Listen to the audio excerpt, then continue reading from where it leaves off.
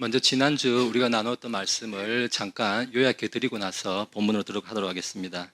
지난주 우리는 사도행전 17장 22절에서 31절의 말씀을 가지고 자랑하는 자는 주를 자랑하라라는 주제로서 함께 말씀을 나누었습니다. 세상에 정말 온갖 지식이 발달하고 또 반면 우상이 정말 발달한 그 그리스 아테나라는 도시, 그 도시에서 정말 당대의 철학자들, 그 지식인들을 상대로 한 바울의 설교를 우리가 들었습니다. 그 설교를 들으면서 인간의 지혜가 이 하나님의 복음을 얼마나 참 어리석은 것으로 이해하고 있는지 우리가 그것을 볼 수가 있었습니다. 그것을 보면서 또 우리 자신을 돌아봤을 때 우리 자신 속에 있는 그 그리스 아테네 이 철학자들이 갖고 있는 그 지식의 교만, 그 지식의 교만으로 인한 어리석음을 우리가 되돌아보는 그러한 시간을 가졌습니다. 그래서 바울이 그 그리스 아테네 사람들에게, 그 철학자들에게 선포했던 복음은 무엇이냐? 첫째, 그분은, 우리 하나님은 창조자시다. 이 온 우주와 온 땅이 저절로 생긴 것이 아니라 하나님의 창조에서 존재하고 있었다.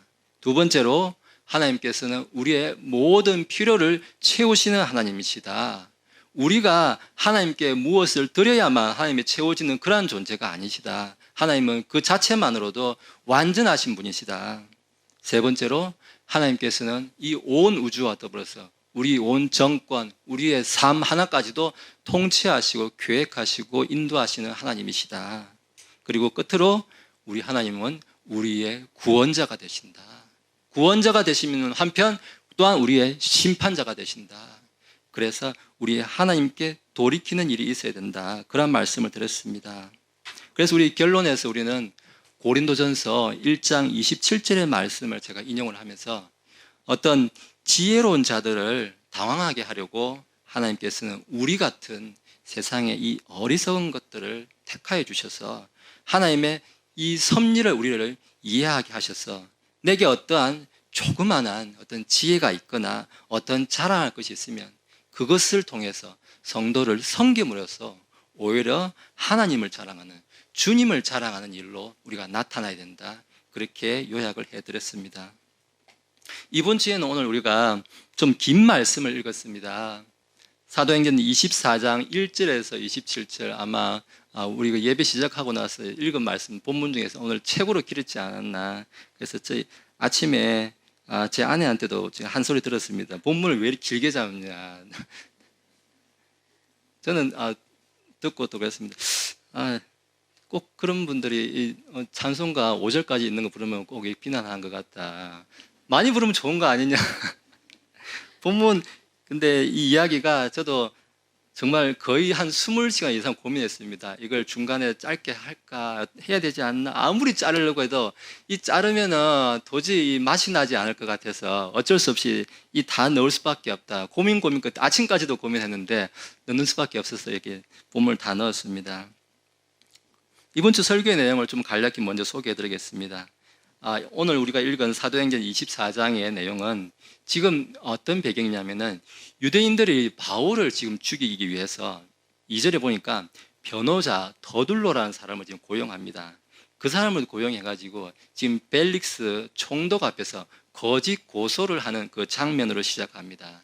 지금 그에 대해서 바울은 지금 자신의 그런 믿음의 고백, 그리고 바울의 정말 논리적인 변론을 통해서 벨릭스 총독 앞에서 하나님의 복음을 힘있게 선포하는 지금 그러한 장면을 우리가 보게 됩니다. 그래서 지금 이런 장면을 보면서 우리 바울뿐만 아니라 우리도 이러한 세상 가운데 이 그리스도인들이 처할 수 있는 이 상황, 지금 마치 바울이 처해 있는 이 상황을 지금 우리한테 지금 대입시키면서 하나님의 이 복음을 선포하는 이 그리스도인들의 모습이 어떠해야 되는가, 오늘 본문을 통해서 우리가 함께 살펴보려고 합니다. 그래서 오늘 저는 설교의 제목을 나는 누구에게 쓰임받고 있는가라는 제목으로 함께 말씀을 나누겠습니다. 오늘 본문의 배경의 출발은 어디에서 오냐면은 지금 바울이 예루살렘을 방문하면서 지금 내용이 시작하고 있습니다. 우리가 앞에서 지금 일부 설교를 통해서 살펴본 부분도 있고 또 건너뛴 것도 있지만은 바울은 3번의 선교 여행을 다녀왔습니다. 1차 여행, 2차 여행, 3차 여행 다 가는 경로가 조금 달랐을 뿐이지 거의 비슷한 행로를 비슷한 곳을 방문을 하고 2차, 3차 방문하면서 바울이 1차, 2차, 3차 선교 여행을 보냈습니다. 그리고 그가 목적한 대로 이제 명절을 보내기 위해서 자기가 예루살렘으로 오야겠다는 그런 마음을 가진 그대로 예루살렘으로 이제 오게 됩니다. 물론 그 과정에서 형제들이나 제자들이나 예루살렘 가지 마라. 가면 너를 잡겠다는 유대인들이 있다. 가지 말라고 만류를 했음에도 불구하고 바울은 반드시 예루살렘에 가겠다고 그렇게 작정을 하고 예루살렘에 오게 됩니다.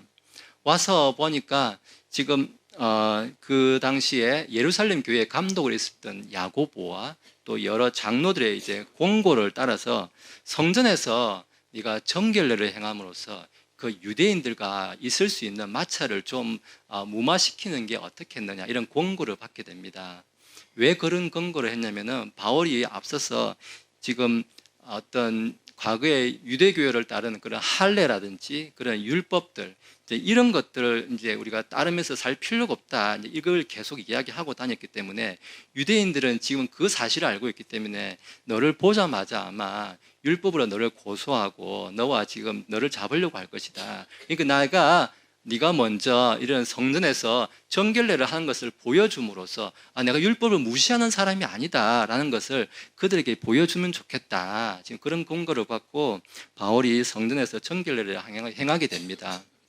그런데 바울이 성전에서 정결례를 하고 있는 모습을 보고 지금 아시아 쪽에서 에베소 쪽에서 건너온 그 이방인들이 그 모습을 보고 지금 바울이 그 그리스 지방에서 보았던 그 이방인들 데리고 성전에서 앉아 있는 줄 알고 오해를 한 거예요. 오해를 함으로써 지금 사람들이 그 가운데 유대인들이 소동이 생긴 겁니다. 바울이 이방인을 데리고 성전 안에 들어와서 성전을 지금 더럽히고 있다. 이렇게 지금 오해를 한 사건이 이제 생겨버린 거예요. 그래서 지금 유대인들이 바울을 잡아서 지금 어떻게 지금 죽이려고 하는 지금 그런 소요 사태가 생기고 지금 이러한 상황이 지금 벌어지고 말았던 겁니다. 어떻게 그 사람들하고 좀 잘 유화하게 잘 이렇게 충돌 없이 가려고 시작했던 일인데 오히려 그 가운데서 오해가 생겨가지고 바울이 지금 공경에 처하게 되었습니다. 이제 소요 사태가 생기니까 그 당시에 이제 그 지역 예루살렘 지역을 다스리고 있던 이제 총대장 루시아가 있고 그 밑에 이제 백부장이 있는데 백부장이 와서 바울을 그 무리들 속에 소요 속에서 이제 빼내가게 됩니다. 왜냐하면 그 속에서 이제 큰 사고가 날 것 같으니까 로마 지방 정부에서는 어떻게 하든지 식민 지배를 할 때 조용하게 아무런 소요 사태나 폭동이나 이런 것 없이 조용하게 유지시켜야 되는 아주 큰 책무가 있었기 때문에 그런 부분에서 극도로 민감했던 상황입니다. 그래서 이제 백부장이 바울을 빼내 가지고 가니까 천부장이 이제 바울을 이렇게 물어보니까 바울에서 전혀 어떤 죄를 발견할 수가 없고 오히려 이 사람들이 지금 오해를 해서 생겼다는 것이 이제 알게 된 거예요.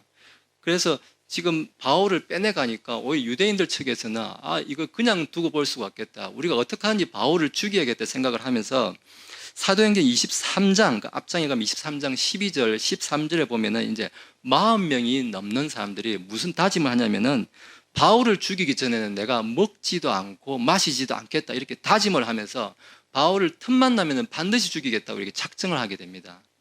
이렇게 모의를 하고 음모를 꾸미는 것을 이제 바울의 조카를 통해서 개혁성경 천부장이라고 하는데 이 총대장 루시아가 이제 알게 된 겁니다. 그래서 그 루시아가 지금 바울이 또한 로마 시민권자인 것도 알게 되었기 때문에 어떤 로마 시민권자가 여기서 어떻게 갑자기 불의의 사고를 당하거나 하면은 자기가 이제 그 책임을 당할 수가 있기 때문에 자기 책임 회피를 위해서라도 이 사람 바울을 이제 끄집어내서 이제 도피를 시켜야 되는 상황이 된 거예요. 그래서 어디로 도피시키냐면은 그 당시 이제 예루살렘에서 지금은 한 100km 정도 떨어져 있는 그 가이사라라는 곳에 이제 있는 총독이 있는데 그 유대 지방 다스린 총독이 벨릭스라는 총독이 이제 거기 있습니다. 그 지방으로 이제 도피시키는 과정이 나오게 됩니다. 그게 23장 23절에 보니까 총대장 예루살렘의 총대장 루시아가 밤 3시에 군사 470여 명을 동원해가지고 지금 470여 명이면은 거의 뭐 군대 대대병력이에요. 어마어마한 큰 많은 병력을 그 한 사람 옮기겠다고 지금 군사를 470명을 동원해서 그것도 낮도 아니고 밤. 여기 성경에 밤 3시라는 거는 제가 한 번 말씀드렸죠. 유대인의 밤 3시라는 건 오후 6시부터 시작하거든요. 그래서 우리 지금 시간으로 하면 밤 9시가 되는 거예요. 지금 시간은 밤 9시에 군사 470명을 동원해가지고 바울을 총독 벨릭스가 있는 가이사라로 지금 거의 뭐 피신시키든지 보내게 됩니다.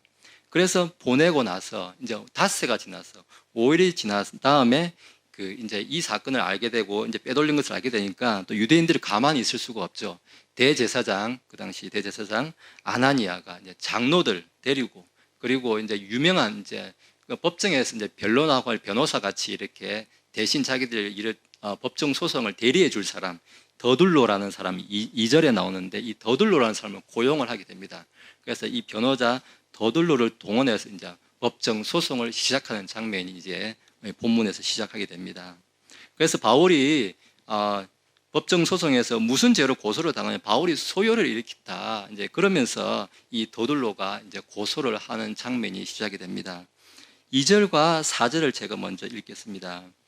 그러니까 바울이 불려 나오며 더둘로가 그를 고소하기 시작하이르되 우리가 각하로 말미암아 크게 평안함을 누리고 또 각하의 돌보심으로 말미암아 이 민족에게 매우 귀중한 일들이 이루어졌으므로 벨릭스 각하 우리가 전적으로 감사를 드리며 항상 모든 곳에서 그것을 인정하나이다.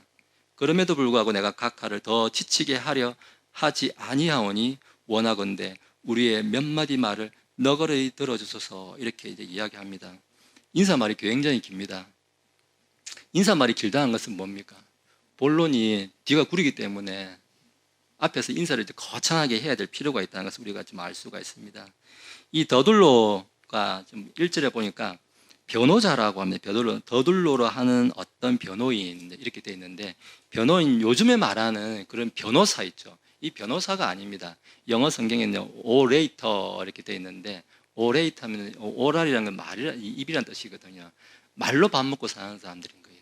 그 당시에 우리가 지난 시간에 우리가 17장에서 그리스 아테네 지방에서 보면 이 사람들이 하여튼 어떻게 하는지 사람들 앞에서 말로 가지고 서로 말싸움을 해가지고 논리를 가지고 상대방을 이겨가지고 자기의 원하는 바를 이루려고 하는 게 있었는데 여기도 보면은 이 로마 시대에 이게 재판이라는 어떤 좀 법치 제도가 어느 정도 갖춰지면서 이런 일을 대행해 주는 사람, 이런 소송을 대행해 주는 사람, 이런 전문꾼이라고 이제 표현해야 될 것 같은데 이 소송 전문꾼 같은 사람이 지금 더블로인 거예요. 어떤 정말 깊은 법률 지식을 가진 법률가는 아니고 그냥 말만 잘하는 거예요. 그래서 이만큼 조금 아는 거 가지고 말을 굉장히 청산유수로 꾸미하는 지금 그러한 사람이 더둘로로 지금 등장하고 있습니다.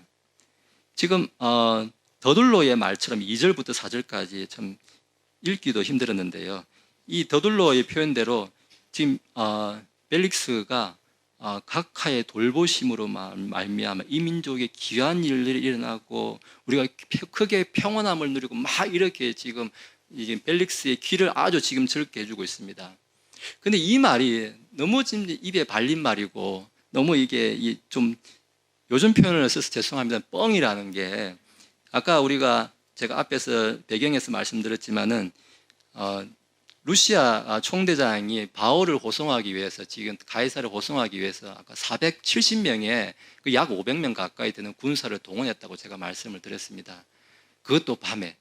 지금 만약에 치안이 잘 유지된 상태고 질서가 잘 잡힌 상태, 정말 오늘 2절에 있는 것처럼 각하로 말미암아 크게 평온함을 누리고 태평성대를 누리면은 그 바울 한 사람 옮겨오고 데려오고 가겠다고 군사를 거의 500명 가까이 470명을 이렇게 대동을 해가지고 그것도 밤에 야반 도주하듯이 도망가듯이 그렇게 옮긴다는 자체가 이게 설득력이 있는 말이냐라는 거죠.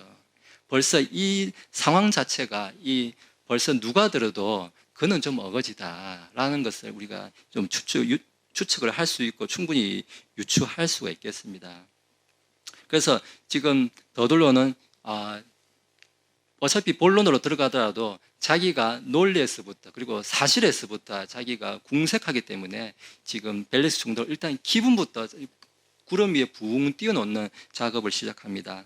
그러면서 5절에서 8절 사이에 본격적으로 이제 거짓 고소하는 내용이 이어지게 됩니다. 제가 5절에서 8절 읽어드릴게요. 우리가 보매 이 사람은 전염병 같은 자요, 세상에 두루 퍼진 모든 유대인들 가운데서 선동을 일으키는 자며 나사렛 사람들의 분패의 주모자인데 그가 또한 가서 성전을 더럽히려 함으로 우리가 그를 붙잡아 우리 법에 따라 재판하려 하였나이다. 그러나 총대장 루시아가 우리를 기습하여 큰 폭력으로 우리 손에서 그를 빼앗아 데리고 가서 그의 고소인들에게 명령하여 각하께 나오라고 하였으니 각하께서 그를 신문하시면 우리가 그를 고소하는 이 모든 일에 관하여 친히 아실 수 있으리이다. 이렇게 이야기합니다. 이 내용을 종합하면은 크게 지금 더둘로가 바울의 어떤 죄목으로 고소하냐면은 첫 번째는 전염병 같은 자라고 이제 먼저 이야기하고 있습니다. 전염병 같은 자. 이 사람은 전염병 같은 자라고 이야기하면서 그 개인, 어떤 그 한 사람에 대해서 지금 이야기하고 있는데, 유대인들의 입장에서 봤을 때는 지금 바울이 어떤 자냐? 그 유대인들의 수백 년 내려온, 그 이상 내려온, 그 1000년 이상 내려온 그 많은 오랜 전통, 그 전통에 맞서서 지금 나사렛 예수를 전파하는 것 때문에 새로운 분파를 일으켜가지고 지금 그 전통을 깨부수려고 하는 자다. 그래서 기독교 복음을 전했기 때문에 이 사람들 입장에서 봤을 때는 기독교 복음이 지금 이방인들, 유대인들 할 것 없이 계속 번져나가고 있기 때문에 마치 지금 코로나 바이러스처럼 전염병처럼 계속 스물스물 번져가고 있기 때문에 지금 그 사람들 표현대로 마치 전염병 같은 자다. 스물스물 계속 번져나가고 있으니까 걷잡을 수 없이 번져나가고 있으니까, 그래서 전염병 같은 자다 이렇게 이야기하는데, 사실 법률적으로 좀 이렇게 생각하면, 저도 법률을 잘 모릅니다만은 이게 너무 주관적인 표현입니다. 전염병 같은 자, 전염병 같은 자가 얼마만큼 나쁘다는 건지 도대체 이 구체적인 기준이 없는 거예요. 그냥 저 사람 나쁘다 한 건데 구체적으로 뭐가 어떻게 나쁜지 그게 없다는 거예요. 그래서 이거는 순전히 그냥 인신공격 수준의 그러한 지금 공격을 먼저 시작을 하고 있습니다. 그런데 지금 전염병 같은 자, 이거는 그래도 지나갈 수 있는데 그냥 그 사람 나쁜 사람이다. 그건 주관적인 거니까. 두 번째는 지금 제목이 뭐냐? 선동을 일으키는 자다. 이렇게 이야기합니다. 5절 중간에 보니까 유대인들 가운데서 선동을 일으키는 자며 나사렛 사람들의 분파의 주모자다. 이렇게 이야기합니다. 이게 사실은 좀 심각한 제목이 될 수가 있는 부분입니다. 로마는 식민 지배를 하면서 그 식민지에서 결코 어떤, 아까도 말했지만 폭동이 생긴다든지 어떤 소요 사태가 생겨서 이렇게 좀 시끄러워지는 것을 굉장히 민감하게 반응을 합니다. 그래서 그런 게 왜냐하면 확장이 되면 결국 로마 황제에 대한 반란으로 이어지기 때문에, 그 당시 이렇게 식민 지배는 다 우리 역사에도 그렇지만은 어떤 한 지역을 지배하면은 그 식민지에서 반란이 생겨가지고 결국 한 정권이 다시 무너지고 하는 이런 일이 굉장히 민감했기 때문에 이게 황제에 대한 반역으로 좀 확대해서 해가지고 어떻게 하든지 바울을 확실하게 죽이려고 하는 그러한 제목으로 지금 선동하는 자다, 선동을 일으키는 자다, 이러한 제목을 드러내고 있습니다. 그런데 우리가 이 본문 좀 앞쪽으로 가서 보시면은, 일단 19장에 보시면은 에베소 지역에서의 그 선동했었는데, 에베소 지역에서 선포할 때 그 다이애나 신전을 섬기는 사람들이 에베소 사람들의 다이애나요 하면서 자기들끼리 그냥 다이애나 외치고 막 자기들끼리 선동 일으키고 누가 무슨 말 하는지도 모르고 그런 폭동이 막 이런 장면이 19장에도 나옵니다. 그리고 오늘 지금 바울이 여기까지 잡혀오게 됐던 21장, 그 21장에 가더라도 지금 성전에서 정결례를 드리고 있는 바울을 보고 이 바울이 이방인들을 성전에 데려온 줄로 착각을 해가지고 그것을 지금 잡은 유대인이 하는 말이 이스라엘 사람들아 도우라 하면서 폭동을 그 사람들이 시작을 한 거예요. 바울이 지금 성전에서 정결례 조용히 하고 있는 사람인데 오히려 자기들이 바울을 보고 지금 이스라엘 사람들 도우라 하면서 폭동을 유발을 한 거예요. 지금 최근에 지금 폭동을 보면 다들 바울의 설교를 듣고 반응한 이 유대인들이 폭동을 자기들이 일으켰다는 거예요. 폭동은 정작. 그러면서 바울이 지금 선동을 일으키는 자다, 원인 제공자가 바울이다, 이렇게 지금 둘러 씌우고 있는 것입니다. 그리고 세 번째로는 지금 뭐라고 이야기하면은 6절에 보니까 성전을 더럽히려 하는 자다, 이렇게 성전을 더럽힌 게 아니고 성전을 더럽히려 하는 자다 이렇게 하면서 좀 교리적인 책임, 어떤 유대 율법의 교리적인 어떤 책임이 있는 사람이다 이렇게 좀 강조를 하고 있습니다. 근데 참 표현이 참 재미있는데 성전을 더럽히려 함으로 한 게 아니라는 거예요. 성전을 더럽힌 게 아니라는 거예요. 근데 보니까 아까 제가 21장에 이야기했죠. 21장 가면은 28절에 가면은 이 거룩한 곳을 더럽혔다 하면서 이스라엘 사람들아 도우라 이렇게 나오거든요. 분명히 아까 앞에서는 이 거룩한 곳을 바울이 더럽혔으니까 이 사람 잡아라 어떻게 처벌을 해야 된다 이렇게 가다가 지금 재판장 앞에 나오니까 이 더둘로라는 사람이 이제 머리를 상당히 잘 쓰고 말을 잘하고 말 단어 하나하나도 이게 조심하는 요즘에 진짜 참 변호사 같습니다. 성전을 더럽히려 함으로라고 이렇게 말을 살짝 이렇게 약간 완곡하게 갑니다. 왜 말을 이렇게 바꿨냐면은 이제 한 두 가지 정도로 이렇게 이유를 요약할 수 있습니다. 아까 잠깐 말했지만 아시아에서 온 유대인, 그 바울이 성전에서 정결례하고 있는 그 모습을 본 현장에서 봤던 그 유대인, 그 아시아에서 온 유대인. 근데 지금 그 사람은 여기 벨릭스 총독에 지금 법정에 없습니다. 여기 온 사람들은 대제사장 아나니아, 뭐 장로들, 그리고 뭐 더둘로 이렇게 변호인 뭐 이렇게 지금 있는 거고 그 사람들은 오지도 않고 지금 오로지 머릿속에 바울 죽일 것만 생각하고 이미 증인도 없고 그냥 이 사람들 그냥 때로 몰려온 거예요. 그죠? 지금 증거를 그럼 대라 하고 하면은 증거를 댈 수도 없는 상황인 거예요. 지금 이 자리에서 증거를 댈 수도 없으니까 그냥 바울이 성전을 더럽히려 했다 이렇게 하면서 지금 두 번째 이유가 뭐냐면은 유대인들에게는 지금 그들의 성전을 이렇게 더럽히는 자를 처벌할 권리가 그때 당시에는 주어져 있었습니다. 그 로마 정부가 아주 큰 행정력을 가지고 있으면서도 이 유다 사회의 그들의 자치권, 어떤 종교적인 이 유대 회당에서 그리고 그 민간에서 이루어지는 자치권을 어느 정도 인정하고 있었습니다. 그래서 지금 어느 정도 자기들이 권리를 부여받고 있었기 때문에 이 바울이 성전을 이런 더럽히려고 하고 있었기 때문에 우리가 그걸 해결하려고 했다. 우리가 우리 손에서 그냥 끝내려고 했는데 이걸 누가 망쳐놨냐? 지금 보니까 7절에 보니까 총대장 루시아가 우리를 기습하여 큰 폭력으로 우리 손에서 그를 빼앗아 갔다고 이야기합니다.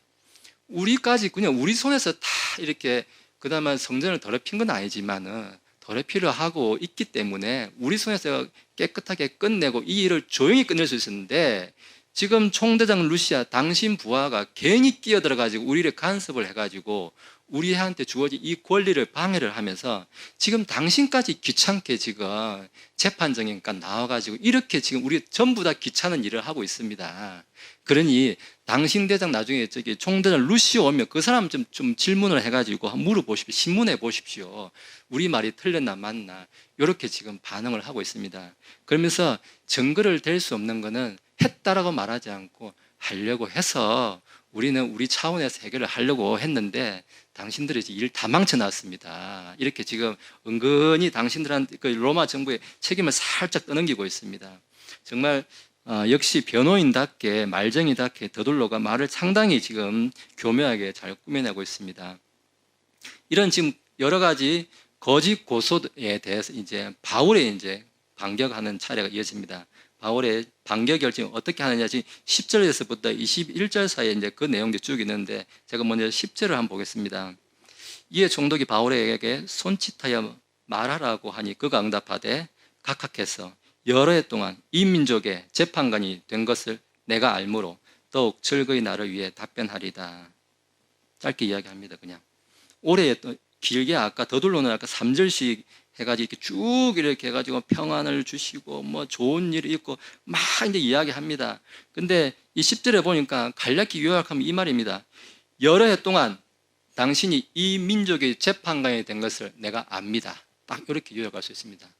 당신이 얼마나 뭘 잘했는지는 모르겠는데 당신이 이 여러 해 동안 우리 민족의 재판관이 된 것을 내가 압니다. 딱 이 말을 통해 가지고 당신이 이해와 상식이 있으면은 그 이해와 상식대로 이 재판을 처리해 주십시오. 당신 몇 년 동안 우리 이 민족의 재판관 해보지 않았느냐. 그러니까 우리 민족의 전통도 알 것이고 우리가 지금 내가 불려나온 이 배경도 알 것이다. 그러니까 이해와 상실을 가지고 재판해 주십시오. 딱 고민만 하고 있습니다. 그래서 특별히 뭐 벨리스 총독이 우리한테 뭘 어쨌고 해줬고 말았고 이런 얘기도 필요도 없다는 것입니다. 그만큼 이 바울은 바로 알고 있고 또 바울은 진리편에서 있었기 때문에 굳이 마음에도 없는 그런 아첨하는 말을 할 필요가 없는 모습을 우리에게 보여주고 있습니다. 그러면서 이제 본격적으로 바울의 무죄 변론이 11절에서 이어지게 됩니다. 제가 읽겠습니다.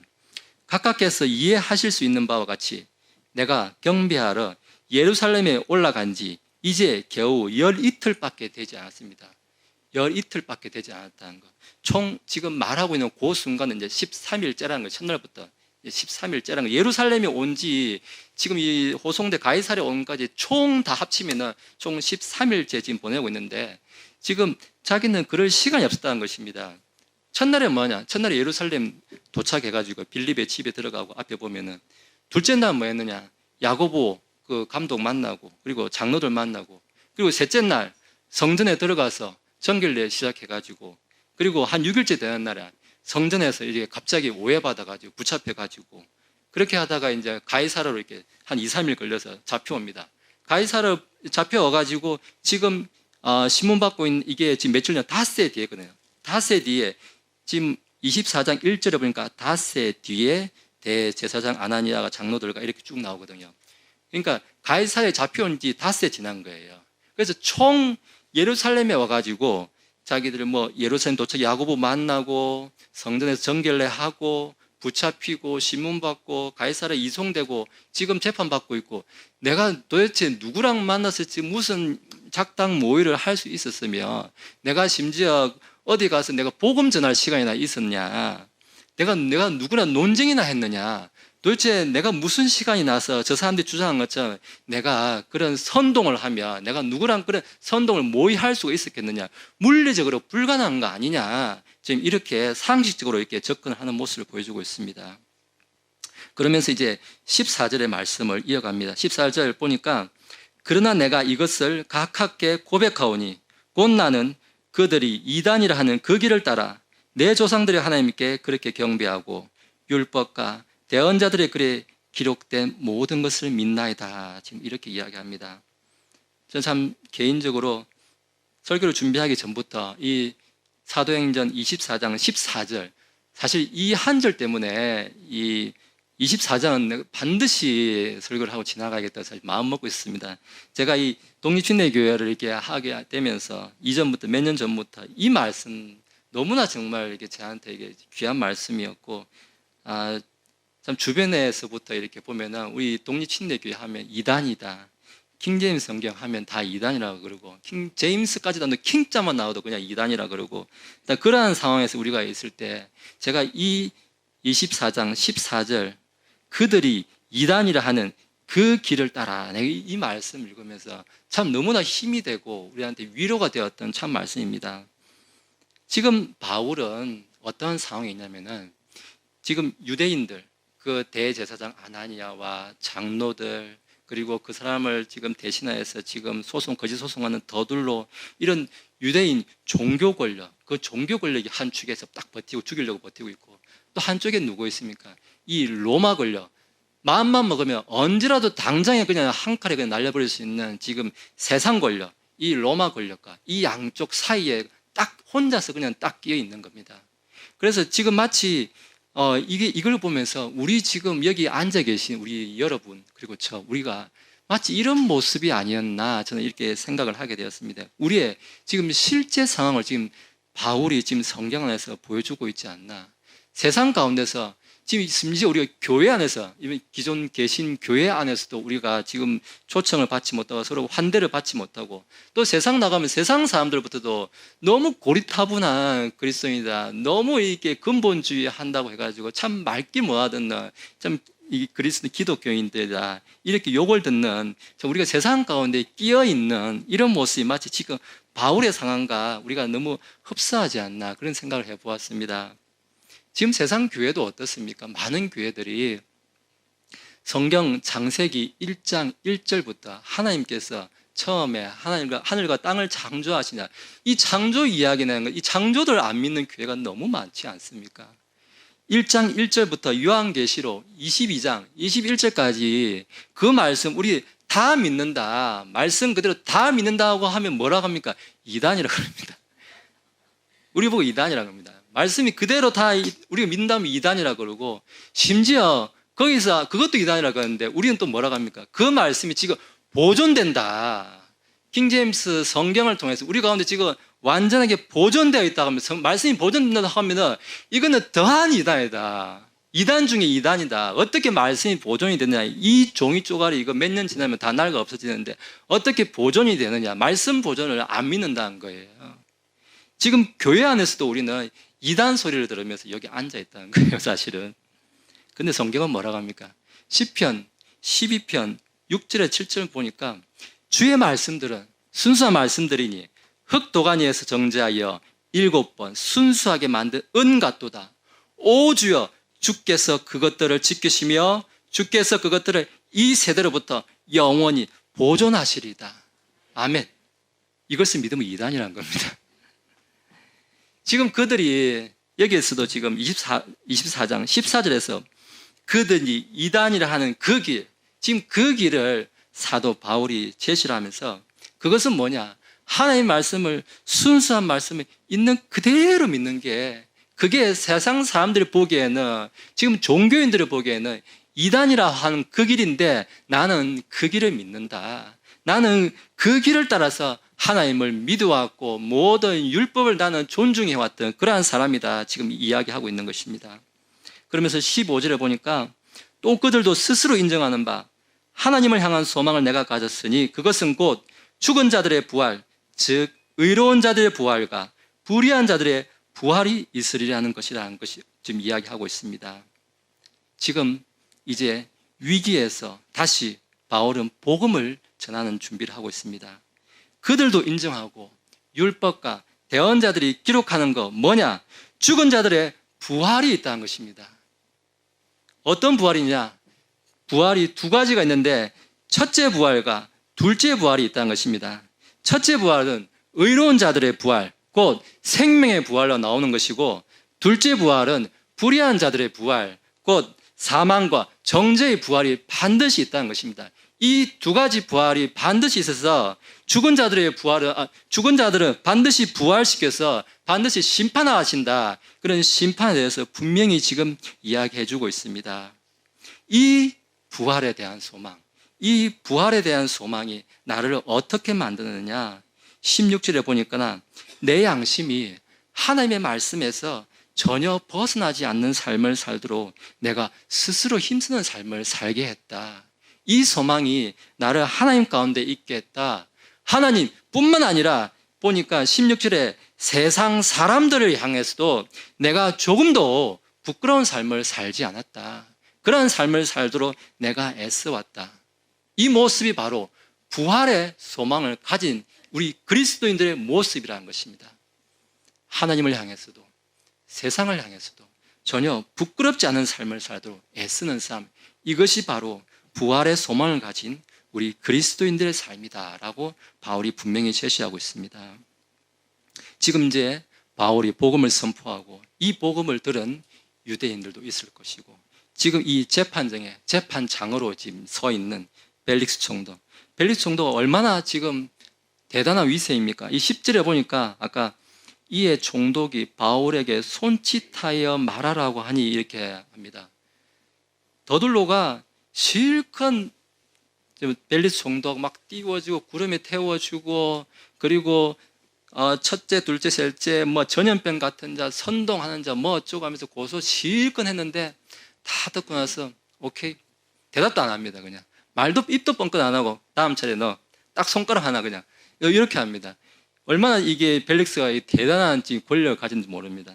지금 그러한 사람 앞에서 지금 바울이 하나님의 복음을 힘있게, 부활에 대해서 힘있게 선포했다면 바울의 반응이 이제 22절, 23절에 좀 나오게 됩니다. 제가 읽어드리겠습니다. 22절 보니까 벨릭스가 이것들을 듣고는 그 길에 대해 더 완전히 알고 있었으므로 그것들을 연기하여 이르되, 총대장 루시아가 내려오거든 내가 너희 일에 관해 끝까지 알리라 하고 백부장에게 명령하여 바울을 지키게 하며 그에게 자유를 주고 또 그의 친지들이 그를 섬기거나 그에게 오는 것을 그가 막지 못하게 했다라고 전하고 있습니다. 22절에 보니까 그 길에 대해 더 완전히 알고 있었다라고 성경이 기록하고 있습니다. 무슨 얘기입니까?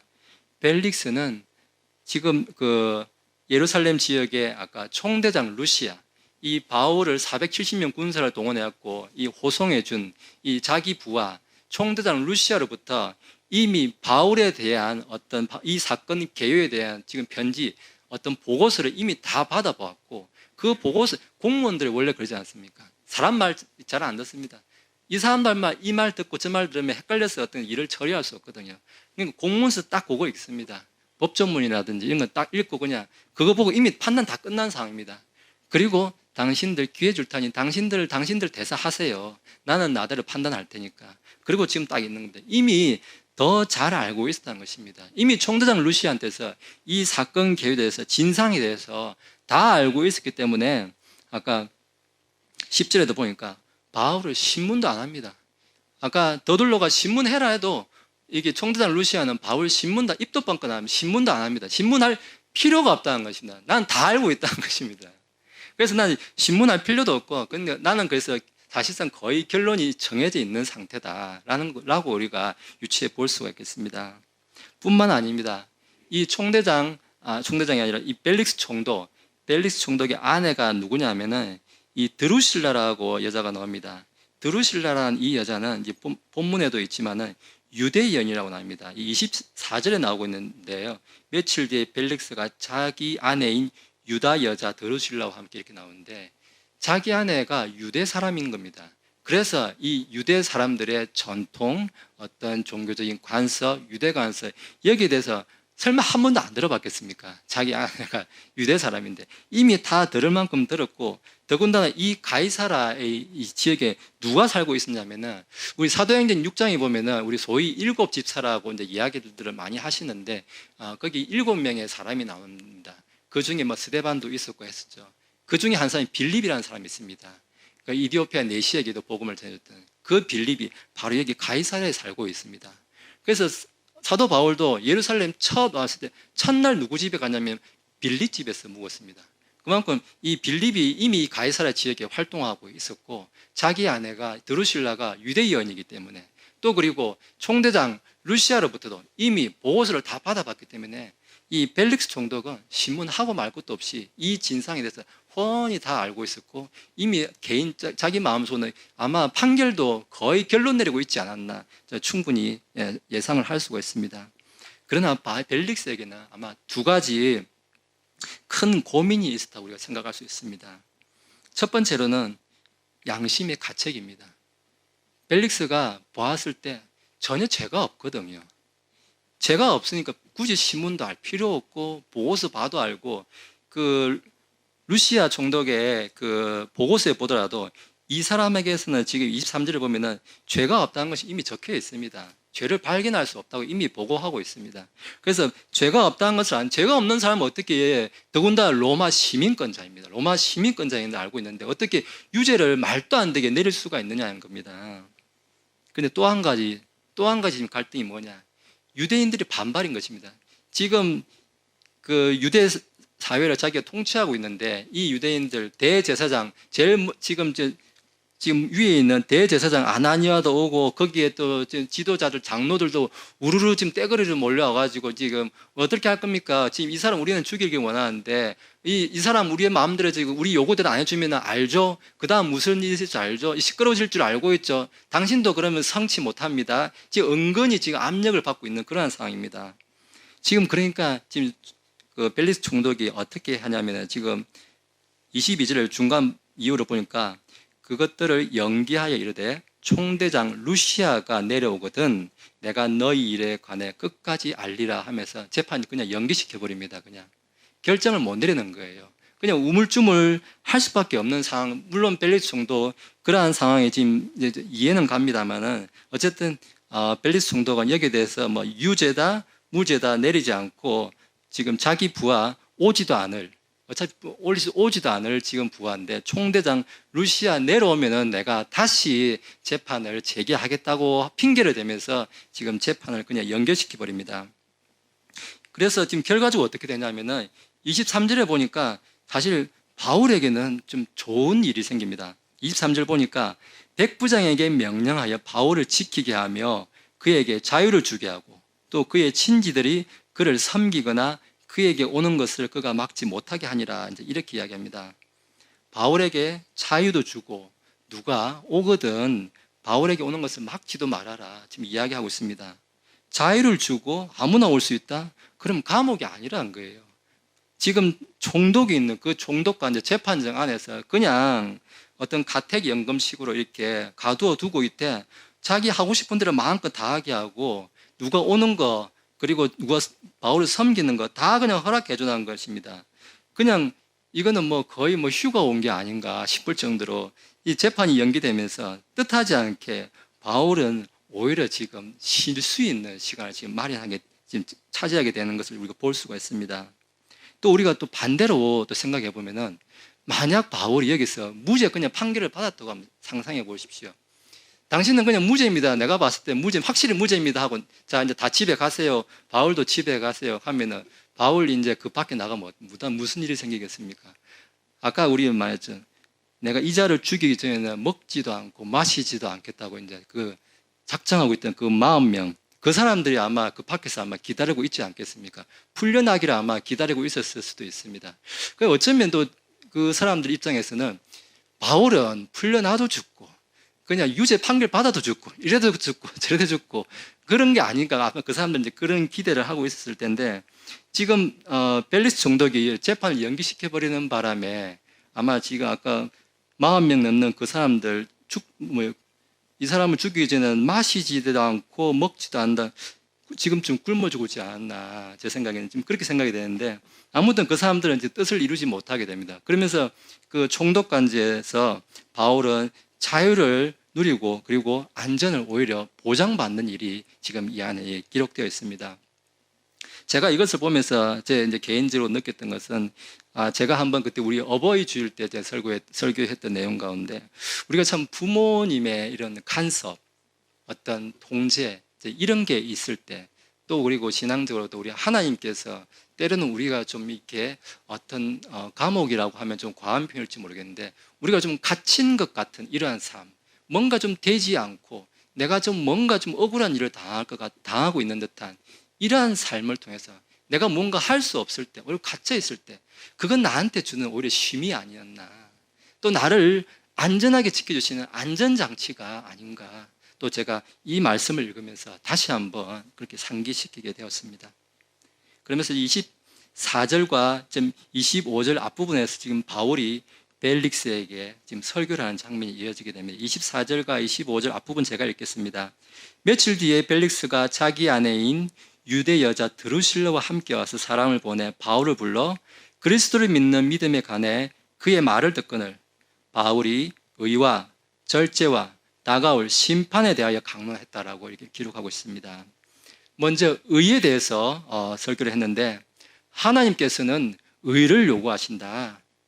의를 요구하신다. 그럼 그 의가 뭐냐? 이걸 반대로 생각하면은 다시 말해서 의 반대, 죄에 대해서 한번 너가 생각을 해봐라. 지금 벨릭스 네가 네 살아온 네 과거에 대해서 현재 네가 지금 살고 있는 모습에 대해서 너의 죄에 대해서 한번 고민을 해봐라. 이렇게 반대로 지금 이야기하고 있는 것입니다. 지금 하나님께서는 아까 우리가 말했지만은 반드시 이 심판하신다. 그래서 부활이 있다라고 말했는데 그래서 거기에서 부활해서 살아남기 위해서는 의로운 자들의 부활에 이르기 위해서는 하나님의 의를 입어야 되는데 여기 좋은 소식이 있다. 근데 그 하나님께서 의를 요구하시지만은 너한테 없는 의를 하나님께서 거저 주시겠다. 근데 거저 어떻게 받냐? 오직 예수 그리스도를 믿는 믿음으로서만이 그 하나님의 의를 네가 받을 수가 있다. 그 의를 받기 위해서 지금 뭘 네가 해야 되냐? 회개해라. 지금의 너의 삶을 돌이키고 회개함으로써 예수 그리스도를 통한 하나님의 의를 입어야 된다. 지금 바울이 이것을 지금 벨릭스 총독에게 전하고 있습니다. 두 번째 강조했던 것, 절제에 대해서 이야기하고 있습니다. 지금 벨릭스 그리고 드루실라 총독의 아내 지금 그렇게 있습니다. 사실 뭐 요즘 이 총독이 지금 대통령보다도 아마 더 무섭고 더 높은 권력이 아니었나 생각할 정도로 정말 무소불위의 권력이었을 것입니다. 모든 것을 다 할 수 있고 자기 그 지위에서 자기가 원하는 것이면 사람을 죽이고 살리는 일도 정말 쉽게 할 수 있는 그러한 위치에서 지금 삶을 돌아보라. 네가 네 스스로의 삶을 통제하고 스스로 절제하며 살았나. 지금 인생을 한번 너희가 돌아보라라고 지금 이야기하고 있습니다. 드루실라 같은 경우에 지금 벨릭스의 몇째 부인이냐면 셋째 부인입니다. 자기의 전 남편이 있었는데 벨릭스의 셋째 부인으로 지금 와가지고 재혼으로 와서 지금 있는 상황입니다. 이 드루실라 그뿐만 아닙니다. 그 유대 여인이라고 했는데 유대 여인으로 살면서도 전혀 그 유대 사람들이 우리 하나님께로부터 그 시나이 반도 시내산에서 받았던 그 십계명 이런 것들 전혀 인식하지 않고 살았던 것만큼 지금 이 하는 행동을 봤을 때 네가 정말 유대 사람이냐, 네 하는 걸 돌아보라. 남편과 이혼하고 이 셋째 부인으로 와 있고 그게 끝이 아닙니다. 나중에는 그게 끝이 아닙니다. 그러면서 살고 있는데 전혀 지금 만족하지 못하는 삶을 살고 있는데 너가 과연 유대 사람이냐 지금 그렇게 이야기하고 있습니다. 이 드루실라가 참 유명한 집안의 여자인데요. 이 드루실라의 할아버지가 누구냐면은 그 예수님이 태어날 당시 예수 2살 아이 다 죽이라고 했던 헤롯 대왕이 있죠. 헤롯 대왕이 그 할아버지예요. 이 드루실라의 할아버지고. 그러면 이 드루실라의 아버지가 누구냐? 우리가 지난 시간에 왜 12장이었나요? 12장에서 보면은 야고보를 칼로 죽이고 베드로도 이렇게 잡아다 죽이려고 했는데 천사가 끝내주는 장면을 봤대. 그때 헤롯 왕은 헤롯 아그리파 1세인데 헤롯 대왕 그 아들이 헤롯 이 아그리파 1세인데 이 아그리파 1세의 딸이 지금 드루실라예요.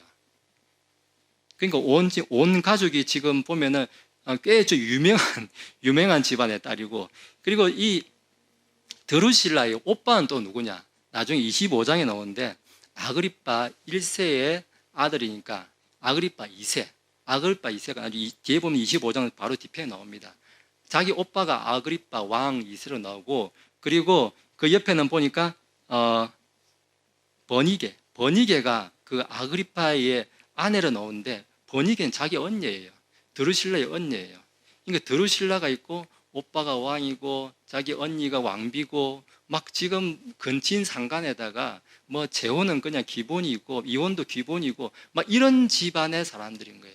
전혀 절제하지 못하는 지금 그런 삶을 지금 드루실라가 살았다는 것을 지금 지적을 하고 있습니다. 벨리스 총독도 마찬가지였습니다. 아까 간간히 제가 지적을 했지만은 유대 총독으로 있으면서 아까 치안이 전혀 뭐 안정하지 않았다고 했죠. 왜? 지금 보면은 이 벨리스 총독이 원래 출신이 이제 노예 출신이라는 것은 잘 알려져 있습니다. 그래서 노예 근성도 있고 좀 포악한 면 이제 그런 거를 가지고 있으면서 이 유대 지방을 다스릴 때 자기가 오히려 그런 음모를 꾸미고 심지어 이 강도들을 진압하기 위해서 다른 새로운 강도들을 고용을 해가지고 이 강도들을 또 죽이고 서로 싸움 붙이고 서로 죽이고 하는 그런 일을 꾸미는 일, 모사 뭐 이런 일을 그냥 밥 먹듯이 하는 사람이 이 벨릭스라는 것입니다. 그래서 뭐 학살하는 것은 예사로 그냥 하는 이런 정말 이 노예의 근성으로 황제의 일을 했던 이 벨릭스 총독, 너희들이 지금 절제하는 것이 필요하다. 너희 삶에서 네가 뭐든지 할 수 있는 위치에 있지만은 반드시 절제해야 된다. 지금 그것을 지금 강조하고 있습니다. 그래서 바울이 지금 하나님의 의에 대해서 얘기했고, 두 번째는 절제한 삶을 이야기했습니다. 그리고 세 번째로 가장 중요한 심판에 대해서 이야기하고 있습니다. 반드시 다가올 심판이 있다. 이 심판에 대해서 너희가 대비해야 된다. 우리가 아까 지난주에 그 17장에서 보면 그리스 아테네 그 철학자들에게 했던 말들을 오늘 아마 다시 지금 벨리스 총독에게 우리가 했다라고 생각할 수가 있습니다. 하나님께서 17장에 보면은 하나님께서 한 날을 정하사 이 세상을 심판하신다고 기록을 했었는데 제가 다시 한번 읽어드리겠습니다. 사도행전 17장 31절 앞부분에 가면 있는데, 이는 그분께서 한 날을 정하사 그 날에 자신이 정하신 그 사람을 통하여 세상을 의로 심판하실 것이기 때문이라 이렇게 기록하고 있습니다. 한 날을 정해서 세상을 심판하신다는 것입니다. 그러면 한 날을 정해서 심판하시는데 그 심판하신다는 것을 우리가 어떻게 확인할 수 있습니까? 어떻게 그것을 입증할 수 있습니까? 거기에 대해서 지금 17장 31절 하반부에 있는데, 그분께서 그 사람을 죽은 자들로부터 살리심으로써, 부활하심으로써 모든 사람들에게 그 일에 대해서 확신을 주셨다는 것입니다. 부활이 있다고 분명히 말했고, 부활이 있다면 뭐가 있다고 했습니까? 심판이 있다는 것입니다. 심판이 있을 것이기 때문에 부활도 있었다는 것입니다. 이 부활이 심판에 대한 분명한 확신이라는 것입니다. 분명한 증거라는 것입니다. 그래서 지금 벨릭스, 드루실라, 당신들이 이 심판에 대해서 하나님의 의를 입임으로써 지금 심판에 대비해야 된다, 지금 그렇게 이야기하고 있습니다. 그런데 벨릭스의 반응이 지금 참 너무 바보 같은 이제 반응이 나옵니다. 25절 하반부에 보니까 아까 바울이 의와 절제, 심판에 대해서 얘기하니까 벨릭스가 떨며 응답하되 이번에는 내 길로 가라. 내게 적당한 때가 생기면 내가 너를 부르리라. 이제 이렇게 이야기합니다. 벨릭스가 25절 중간에 떨며 응답했다고 합니다. 전혀 양심이 가책이었고 전혀 부끄러운 게 없었다면 과연 그가 떨었겠습니까? 떨었다는 말 자체가 지금 뭔가 양심에 지금 죄의식을 느꼈다는 것입니다. 하나님께서 그에게 죄의식을 지금 바울의 설교를 통해서 분명하게 심어주었고, 하나님께서 그 마음을 움직여 주셨고 만져주셨다는 장면이 이 떨며 응답하되 이 한 단어로 지금 우리가 확인을 할 수가 있습니다. 바울은 지금 벨릭스의 그 상태를 정확히 지적해 주었습니다. 마치 환자의 그 상태를 정확히 지금 진단을 해주고 그 환자에게 필요한 정확한 딱 맞는 약을 처방해 주었습니다. 그런데 지금 벨릭스의 반응은 그게 전혀 반응하지 않았다는 것입니다. 치료제를 주었는데도 그 기회를 그냥 다음으로 흘려버리는 그러한 지금 실수를 범하고 있는 것입니다. 세상 사람들, 지금 죄인들, 지금 많은 구원이 필요한 사람들 다들 지금 적당한 때다 이렇게 이야기하면 다음 기회에, 내가 오늘은 좀 바쁘고 다음에 듣겠다, 다 그렇게 이야기합니다. 그러나 성경은 이야기합니다. 적당한 때는 바로 지금이다. 그래서 고린도 후서 6장 2절에 보니까 보라 지금이 받아주시는 때요, 보라 지금이 구원의 날이로다. 성경은 항상 지금이라고 이야기하지 다음에 듣겠다, 다음에 듣겠다, 내가 지금 다음에 적당한 때가 온다, 그 적당한 때 지금이다. 성경은 항상 지금을 강조하고 있습니다. 결론의 말씀을 드리겠습니다. 첫 번째로 벨릭스처럼 구원받을 수 있는 기회를 놓치지 마라. 성경 이렇게 간략히 이야기하고 있습니다. 26절 제가 읽겠습니다. 또 바울에게서 돈을 받고 그를 풀어주기를 바랐으므로 더 자주 사람을 보내어 그를 부르고 그와 이야기를 나누니라. 이렇게 이야기합니다. 바울에서 돈을 받으려고 풀어주기를 바랐으므로 지금 바울을 자꾸 불렀다는 것입니다. 근데 바울은 저처럼 눈치라고는 없어가지고 돈 달라고 지금 계속 부르는데 돈은 안 주고 계속 하나님의 의와 절제와 심판에 대해서 계속 강론했다는 것입니다. 근데 벨릭스는 어떻게 하든지 지금 아까 보니까 교회를 통해서 지금 구제헌금을 17절에 보면은 바울이 구제헌물을 가지고 왔다는 것을 이미 알고 있고, 그리고 또 이 교회가 아마 바울을 빼내주려고 분명히 자기한테 무슨 뇌물을 주겠거니 이 기대를 하면서 어떻게 하든지 지금 바울을 데리고 있으면서 얼마만큼 데리고 있냐면 27점은 2년 동안 데리고 있습니다. 2년 동안 돈 달라 지금 그러고 있었던 것입니다. 바울한테. 바울이 얼마나 지금 곧대로 설교했는지 알 수가 있습니다. 2년 동안 교회에 돈 한 푼 받아보려고 그렇게 지금 벨릭스는 지금 용을 썼다는 것입니다. 뿐만 아닙니다. 또 한편으로는 유대인들 사회에서도, 유대인들을 향해서도 유대인들 좀 환심을 내가 당신들 그렇게 무시하고 있지 않다. 바울 내가 잡아두고 있지 않느냐. 당신들 바울 이게 있으니까 좀 조용하고 있지 않느냐. 그래도 좀 이제 내가 당신들 그렇게 좀 편들어 두고 있으니 좀 나한테 좀 이렇게 협조 좀 해주고 나한테 인정해 달라. 이렇게 교회 측에서 돈도 받고 그리고 유대인들 민심도 없고 딱 지금 정치인들과 하는 거하고 똑같이 하고 있습니다. 돈도 벌고 인기도 받고 이제 그렇게 하려고 지금 벨릭스는 행동을 했다는 것입니다. 빛을 보았는데 빛에 반응하지 않는 모습. 이 로마서 우리가 1장에 가면 하나님은 정말 알만한 것들을 우리에게 다 보여주셨다고 기록합니다. 이 창조 세계를 통해서도 그리고 우리 읽고 있는 이런 말씀을 통해서도 하나님을 알만한 것이 분명히 세상 가운데 다 드러나 있다는 것입니다. 근데 사람들의 반응이 뭡니까? 빛을 보는데 고의로 자기 마음이 악해서 고의로 그 빛을 못 본 척 한다는 것입니다. 그러면서 딴 생각만 오로지 돈 벌 생각, 오로지 사람 인기 얻을 생각, 지금 그것만 생각한다는 겁니다. 제가 이제 엊그제 이 불의한 일을 겪은 사람 이름을 참 거론해서 참 저도 유감입니다만 이 박원순 서울시장 같은 경우에 제가 그 사람을 비난하려고 이제 언급하는 건 아니고요.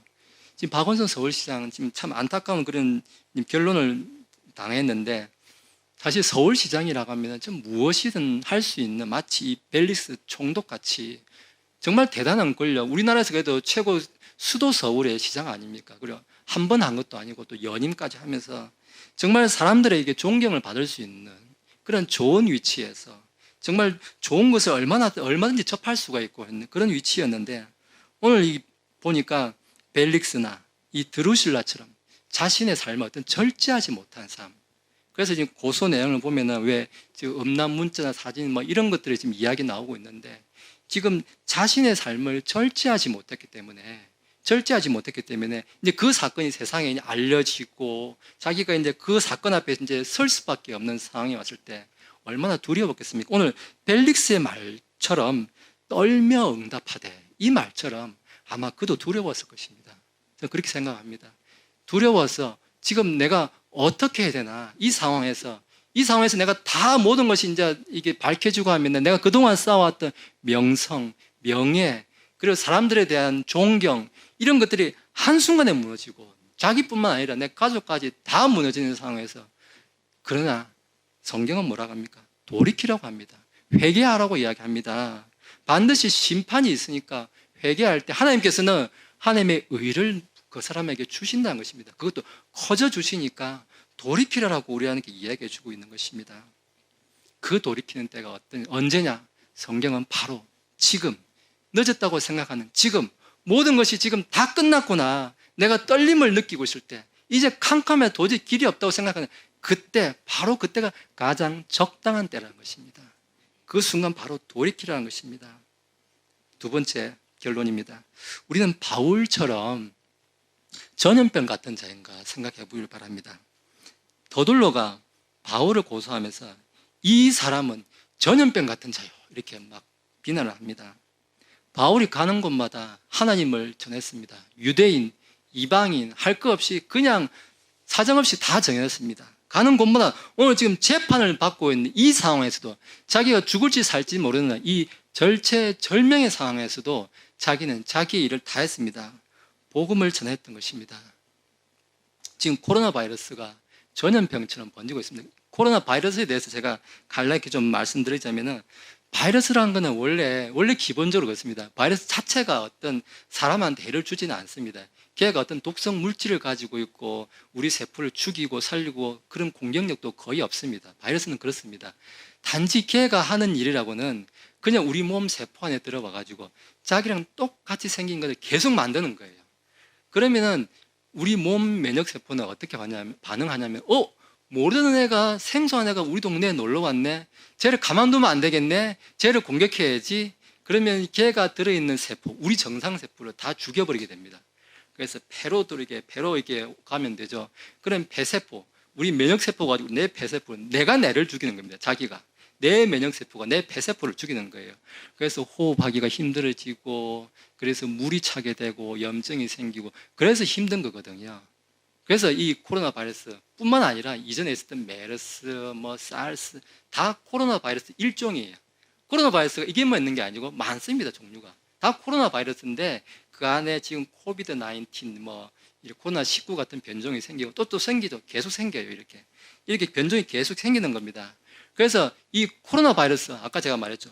자기랑 똑같은 것을 계속 번식시키는 거. 우리가 받은 건 똑같은 뭡니까?